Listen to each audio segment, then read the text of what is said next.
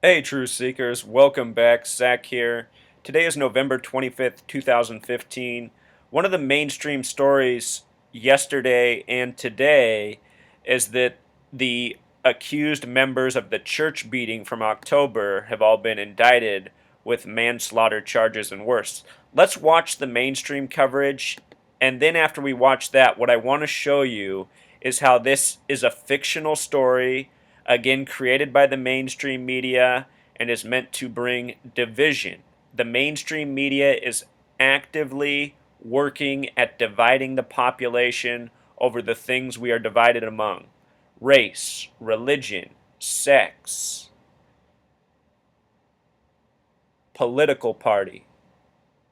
All of these things the media constantly plays on to keep the people divided and fighting amongst themselves instead of working together and making their place in this world better. Let's watch this mainstream coverage, then we'll take it apart.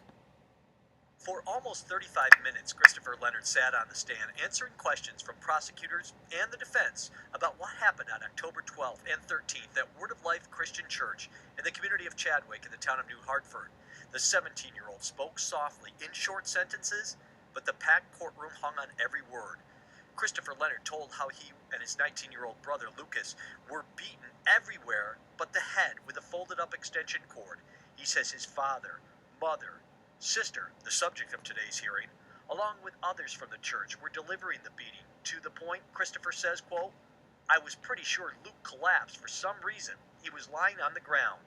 Christopher says he knew something wasn't right. Quote, "I rushed over and I saw he wasn't breathing, so I was trying to give him CPR."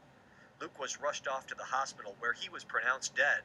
The DA calls Christopher Leonard's testimony today courageous. He's in the custody of the county at this point, and we are, working to do whatever we can to provide him with the services that obviously he's going to need to deal with such a traumatic event. She's got 4 kids. She's a great mom. She's a stay-at-home mom. I like her a lot. I think she's very sweet. She cares deeply about her kids, and that's really all I have to say about her.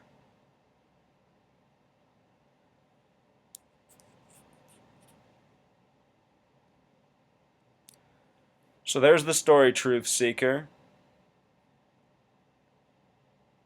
Notice that the story is a minute 33. That is the same as 93 seconds. This number 93 is often coded into media lies. The word propaganda itself has a gematria of 93. The reason I know this story is a hoax is because I've been paying attention to it since the beginning, and after yesterday's ruling, I knew for sure it was another story contrived by the numbers. Check this out, Truth Seeker. The boy who was beaten to death is named Lucas Leonard, having a gematria of 44. This is curious on the surface because the word kill has a gematria of 44. If you do his name with the S exception, it sums to 53, just like the word religion itself. Of course, religion's at stake here because this has to do with a church beating. The other thing that stood out right away is the name of the church, Word of Life. In simple English gematria, this sums to 113. In Jewish gematria, it sums to 1130. Very similar numbers. That 113 coding is very special in mainstream reporting.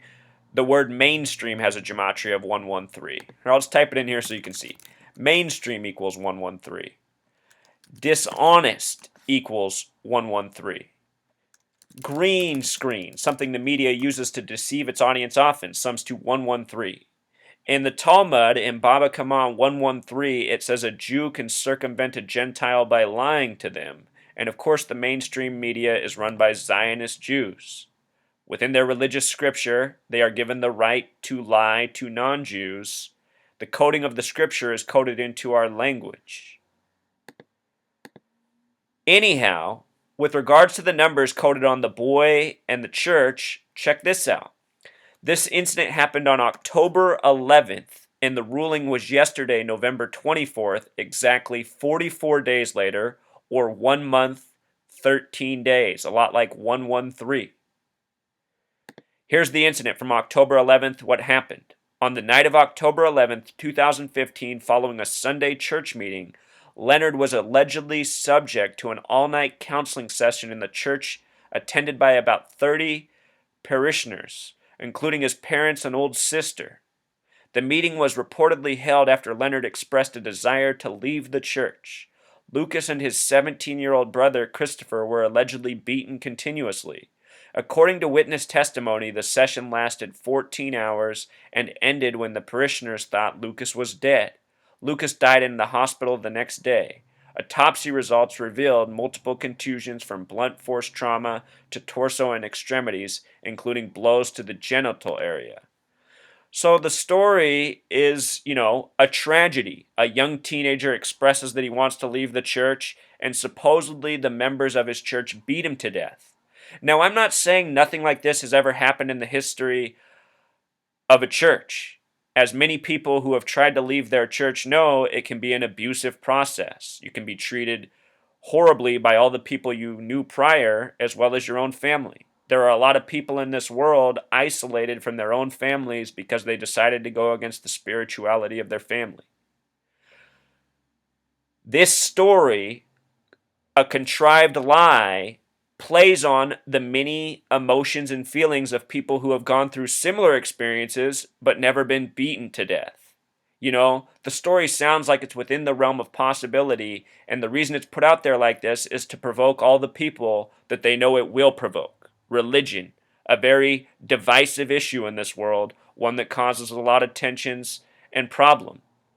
In the video we saw earlier, we saw how the boy who went before the stage was wearing purple. Notice this woman's wearing purple. Something special about that color, Truth Seeker. Purple equals 88, like poison and program. This story is trying to program people to divide more and more. The things we divide over, religion, race, sex, we're constantly reminded of these things in negative ways through the mainstream media that I am so desperately trying to wake people up to in regards to just how poisonous and program purposeful it is. And here they do it all by the numbers. See, Truth Seeker, I was aware of all this. I didn't make a video. To me, that wasn't worth it. But here I watched the story play out. I watched the verdict 44 days later, or a month and 13 days, and I say, boom, here is more proof for what I am trying to wake people up to, that the media is out to divide us all. And I am doing this work to unite us. From the beginning, I have said my message is about uniting everybody. I'm not trying to be exclusive. I'm trying to see how we're all one and the same. We're all people. We fight over needless things. And what's sad is for doing this message, certain people have targeted me on YouTube. If you type in my name on YouTube, the videos that come up about me aren't the videos I've made. They're videos that have been made about me. Videos attacking me, making false assertions, saying I'm a person I'm not, saying I'm Judas Iscariot, saying I'm a Satanist. None of this is true, and it's unfortunate that people who call themselves Christians are doing this because, Christians should embody the message of Jesus, which is a message of acceptance and tolerance and working with each other, which is the same message I promote. And the people who attack me because I have said I am not Christian. And I've said it in a very polite and respectful way. This video was just made about me yesterday on a recent video I did about how religion is used against us to divide needlessly.